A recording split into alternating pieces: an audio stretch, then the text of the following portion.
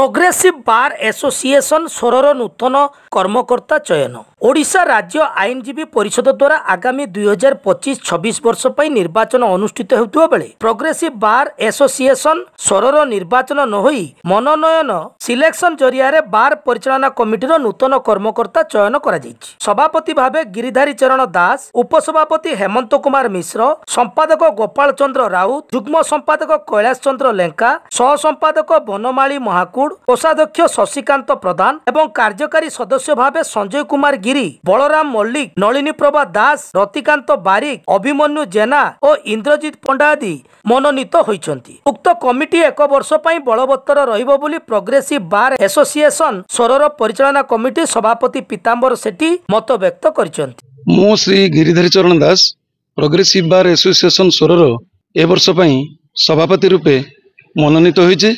मु देखुछि आमर progressive bar association रो आमर ए वर्ष इलेक्शन होई नाही।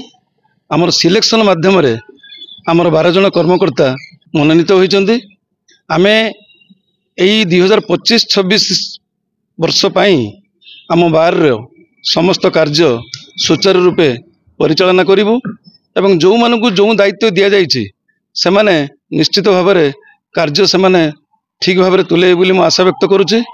एवं समस्त वकील भाई सोर बालेश्वर सारा ओडिशार जिते बेले जहाँ कार्य पड़िबो मु यथासंभव कार्य करिया पई प्रतिश्रुतिबद्ध अछि। एई निकट अतीत रे हमर एडिशनल डिस्ट्रिक्ट जज सोर रे खोली जाइछि। सेति पई हमर वकील बंधु ठारू आरंभ करी जनसाधारण समस्त बहुत खुशी व्यक्त करिसंति। आगामी को आमे लक्ष्य रखिछु फैमिली कोर्ट कि भली आसीबो, आ गुटे जेएमएफसी रो सेकेंड जेएमएफसी कोर्ट केमती आसीबो, एई भली किछि कोर्ट आसिया पई आमे चेष्टा करूछु। तत्संगे संगे आमर सोर रे मारकोणा, सिमुलिया, खैरा ये सब अंचल लोक माने किभली भाव में ठीक भाव में आईन सेवा रे काम पाइबे आमे सेथिपई ठीक भाव में काम देई परिबु बोली आमे आशा करछु। मु एडवोकेट हेमंत कुमार मिश्र सोर प्रोग्रेसिव बार मु वाइस प्रेसिडेंट ए वर्ष मध्य मनोनीत होइछि एवं आसंता विगत किछि दिन धरी मध्य मु मनोनीत थिली। मु आशा करूछि ये प्रोग्रेसिव बार भाई मानकु बहुत धन्यवाद दउछि एवं समानकर शुभकामना मन करूछि एवं ये प्रोग्रेसिव बार उत्तराधिकारी अधिकार पाई मु 100% काम करिवि एवं जगन्नाथ कृपार अपार कृपारु मु ये पदवी पाई बहुत खुशी एवं माने सर्वसाधारण लोकों पाई किमति आईन पाई परिबे एवं सोर कोर्ट रो विशेष करी सब कोर्ट रे कार्य करिवा पाई सुचारू रूपे कार्य निर्धारण करिवा पाई मु प्रतिश्रुतिबद्ध। मु दयार समस्त खुशी रहंतु एवं प्रोग्रेसिव बार समस्त कर्मकर्ता वर्ग को मु धन्यवाद अर्पण करूछि। सिलेक्शन और इलेक्शन आज्ञा सब जगह अच्छी एवं एतिर किछि मतांतर आउ निश्चय भाव में आसे।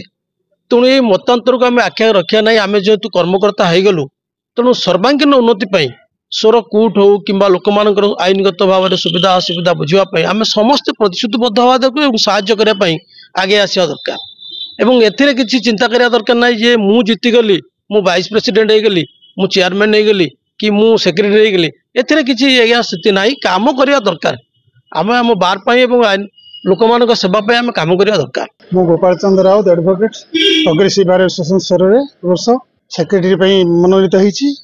आ बार उत्तरोत्तर उन्नति पई मु चेष्टा करिवि आ समस्त नेकी चलिबि आ लोक मान केमती न्याय पाइबे सेति पई मु चेष्टा करिवि।